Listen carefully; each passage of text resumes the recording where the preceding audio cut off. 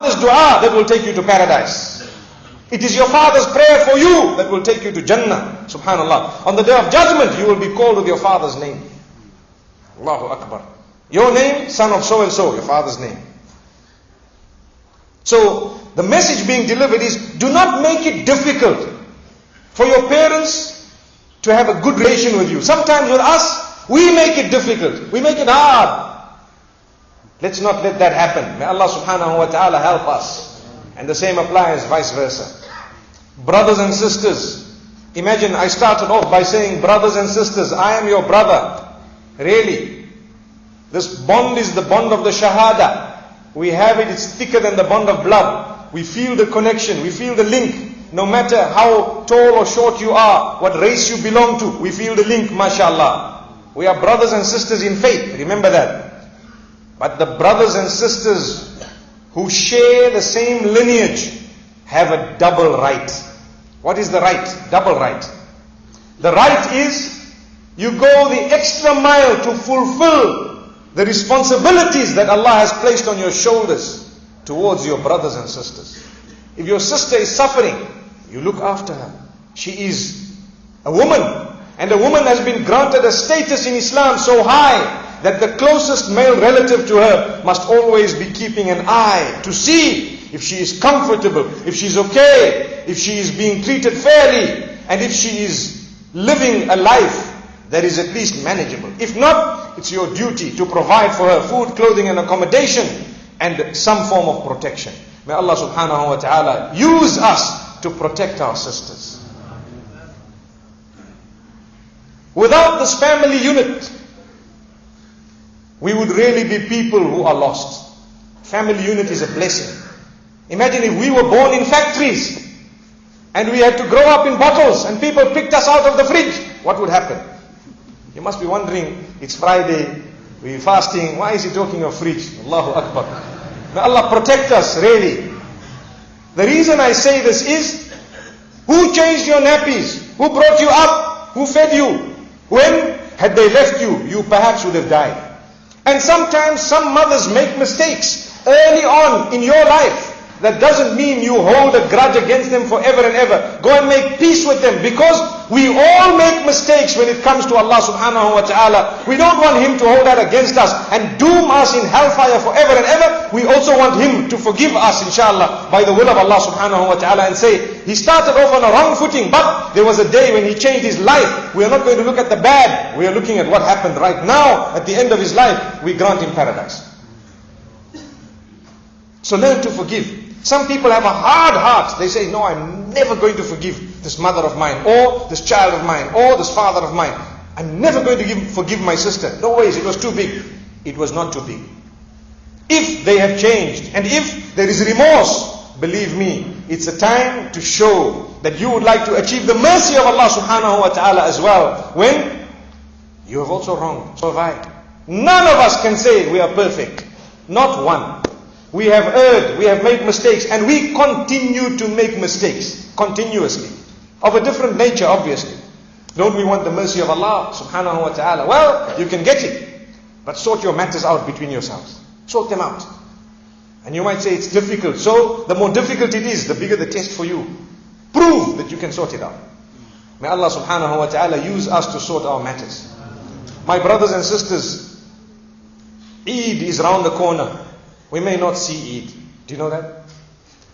I know of people who've passed away during this month. You may know so too. Anyone has a guarantee to say you are definitely not going to die today or tomorrow? Put up your hand. Not one. Not one. That means do not wait for Eid to sort your matters out. Today, solve your problem. Resolve it. If this is my last day, I'd like my last deed to be the deed where I have resolved my matters, forgiven people. So when Allah sees this young person, it was so hard for them to forgive, and they forgave. For me, it is so easy to forgive. I've forgiven. These are liners that we need to look at. These are things we need to think about. But still, if we find ourselves being caught in the clutch of the devil, The day of Eid is around the corner, as we say. It is a day where the family unites. Families get together. It is a day where you sit and socialize with your family members in the obedience of Allah for the happiness of the day. And the feeling that one gets when they share that day with family members is unmatched. I know of people who travel long distances only to be with their folks on the day of Eid. Really. They spend half the day and the other half they're coming back home. And they're so happy. I met my mother, I met my gran, I don't know if I'm going to see her again. Subhanallah. Travel long distances. And ask those who spend a lonely Eid. Is it Eid? They'll tell you it's not like an Eid. May Allah subhanahu wa ta'ala help us. And for this reason, we have two duties. One is, reach out to your family, and the other, reach out to the destitute. Reach out to those who perhaps do not have family.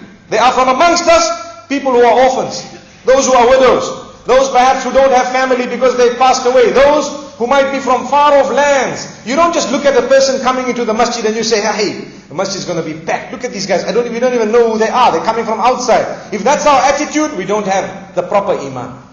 But when we see people, my brother, where are you from? He says, I come from Iceland, for example. Allah protect us. And you say, brother, would you like to join me on the day of Eid? I know of people who've done this, where there are others whom they did not know, but the only thing they knew, this person is not from our locality. Obviously you gauge, if he doesn't look like an upright person, it would be wrong for you to go so deep into a relation. Perhaps you can offer him something good, and maybe give it to him and carry on. But if you're inviting him home, he needs to have, or he or she needs to have a slight bit of, this uprightness about them. And you bring them home, please share with us one meal. Imagine, someone who's from outside. They've got no family to have the Eid. There are people who are expats working in our midst. There are people who've come from far and wide because of different issues and problems they might have had in their countries. Reach out to them. Tell them, the Eid is as blessed as it is for us and you. And if the two of us get together, it will be even more blessed. How many of us have reached out to the destitute, the underprivileged? No matter how much you have or how little you have, reach out a little bit, a small amount, something small, a small drink, a chocolate given to a little child who perhaps doesn't have parents. So if we are taught to reach out to a far wider group of people, what about our own little circle of family members and friends? Brothers and sisters, if you notice, this afternoon I have spoken very strongly about the family and the fact that we need to reach out to one another, parents and children, brothers and sisters. We ask Allah subhanahu wa ta'ala to bless us, to open our doors, to grant us goodness. This Eid should be an Eid with a difference. We want it to be a happy day in the obedience of Allah. It is a day of sacrifice. Yes, sometimes I know the sisters say, ever since I'm married, my husband does not allow me to go and see my folks. What about my family? So we address the men to say, you need to be fair sometimes. Let her too have the joy of sharing some of the Eid once in a while, perhaps every few years, with her folks as well. And if they're nearby, then you can visit them the same day. So the morning you're with your folks, the afternoon you're with her folks. MashaAllah. Remember, we get hungry 2-3 times a day, not just once. MashaAllah. And I want to end on a lighter note. Brothers and sisters, sometimes on the day of Eid, people have food in their pockets, and everywhere, There was a song I heard about a pizza in his pocket, subhanallah. I don't know if the kids might know that song. That pizza in the pocket comes on the day of Eid, subhanallah. Eid is not a day when we are doing qada for what we did not eat in Ramadan. Did you hear that? Eid is not a day when we are doing qada for what we did not eat in Ramadan. But Eid is a day, mashallah, where you enjoy. It's haram to fast. No fasting allowed. It's sinful to fast on the day of Eid. And you need to enjoy the food, and you have a little bit here and there, and you thank Allah. But it is a day of unity of the ummah. It is a day of bringing families together. It is the day of Salatul Eid, where the entire Ummah gets together, putting aside every difference. Let it not be just, I put aside the difference for the day of Eid, and as soon as Eid is over, my differences are back in place. No! Those differences must be settled completely. If you understand the beauty of Eid, you will realize the gift of Allah subhanahu wa ta'ala. May Allah make this ending of Ramadan be with a difference. May we all be resolving our matters and problems with our family members and friends. May Allah subhanahu wa ta'ala use us to promote unity. And may Allah subhanahu wa ta'ala bless every single one of us. Until we meet again sometime, we say, wa sallallahu wa sallam wa baraka ala nabina Muhammad wa akhiru da'wana and alhamdulillahi rabbil alameen.